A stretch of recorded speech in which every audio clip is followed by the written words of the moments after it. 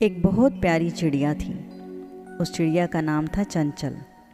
एक दिन की बात है कि चंचल चिड़िया गाय के पास ज़मीन पर बैठी हुई थी और दाने चुग चुग कर खा रही थी।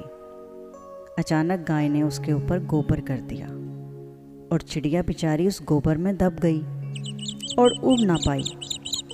दूसरी तरफ से एक कुत्ता आ गया। चिड़िया ने उससे कहा, भाई कुत्ते, मुझे निकाल। कुत्ते ने कहा, मैं अगर निकालूंगा तो मैं तुझे खा भी लूँगा। चिड़िया ने कहा, हाँ हाँ, खा लेना। कुत्ते ने चिड़िया को गोबर से बाहर निकाला। अब चिड़िया ने कहा, मुझे धो तो ले, फिर खा लेना। कुत्ता चिड़िया को नल पर ले गया।